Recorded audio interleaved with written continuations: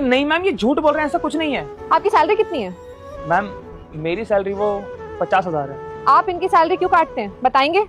वो मैडम मैंने इस महीने गाड़ी ली थी ना, तो उसकी ईएमआई जानी थी, तो मेरी सैलरी में पूरा नहीं हो पा रहा था, तो मैंने इनकी सैलरी में से कट किया।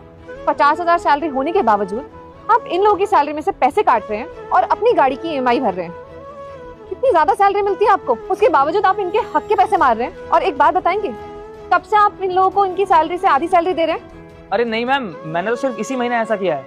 शट अप साहिल, झूठ बोल रहे हो सारी सच्चाई सामने आने के बावजूद। मतलब पिछले 6 महीने से तुम इन तीनों को इनकी सैलरी से आधी सैलरी दे रहे हो, बल्कि ये काम पूरा करते हैं और तुम उस पैसे से अपनी गाड़ी की ईएमआई भर रहे हो। शर्म नहीं आती?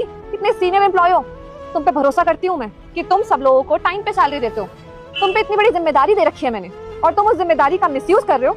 शर्म नहीं आती ना? बस अब बहुत हो गया।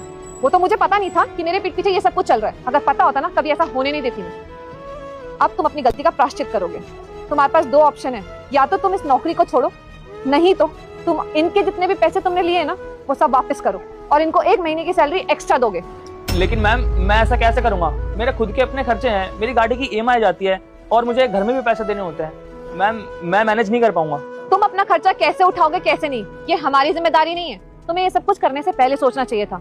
जरा सोचो, वो लोग अपने गाँव से यहाँ पर रह रहे हैं, उन लोगों के लिए कितना मुश्किल होगा यहाँ पे सर्वाइव करना। कितने कम पैसे तुम उन्हें दे रहे थे, शहर में खर्चे कितने ज्यादा होते हैं। उसके बावजूद ना इन्होंने कुछ नहीं कहा। इनकी जगह कोई और एम्प्लॉय होता ना, जरूर क्वेश्चन करता और ना ये कंपनी भी छोड़ के जा सकते थे, लेकिन नहीं, ये तुम पे भरोसा करते थे कि तुम इन्हें टाइम से उनकी पूरी सैलरी देते होगे। लेकिन तुमने सब लोगों का भरोसा तोड़ा है, इसलिए तुम्हारे पास सिर्फ 2 ऑप्शन है, या तो तुम्हें नौकरी छोड़ो, नहीं तो इनके पैसे दो। ठीक है मैम, मैं करता हूँ इन लोगों के पैसे वापस। आज शाम तक इनकी सारी पेमेंट क्लियर होनी चाहिए। जाओ अब यहाँ से। ठीक है मैम, आज शाम तक हो जाएगा।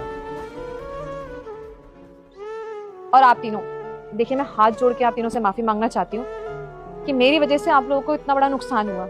मुझे इस बात की ना पहले भनक नहीं थी। अगर मुझे पता होता तो मैं आपके साथ कभी इतना अन्याय होने ना देती। पर अब मैं पूरा ध्यान रखूंगी कि मेरे कंपनी के हर एक एम्प्लॉय को टाइम से और उनकी पूरी सैलरी मिले। मैम आप क्यों माफी मांग रही हैं? और आपकी क्या गलती है इस चीज में? आपको तो पता ही नहीं था ना कि हमारी तनख्वाह कितनी है। ये तो साहिल सर की गलती है जो हमें कम तनख्वाह देते थे। मैडम ऐसे आप माफी मत मांगिए, हमें बिल्कुल भी अच्छा नहीं लग रहा है। और मैडम सच पता है ना, हमें बहुत अच्छे से मालूम है आप बहुत अच्छी हैं। हम यहाँ काम करने से पहले पता लगाए थे, तीनों भाई बहन, तो पता लगा था आप बहुत अच्छी हैं। और मैडम हम आपके आगे हाथ जोड़ रहे हैं, ऐसे माफी मत मांगिए। एक कंपनी ना हमेशा एम्प्लॉय के ट्रस्ट से चलती है। आप लोग मुझ पर इतना भरोसा रखते हैं, उसकी मैं सच में शुक्रगुजार हूँ। आप लोगों का कभी भरोसा नहीं टूटने दूंगी।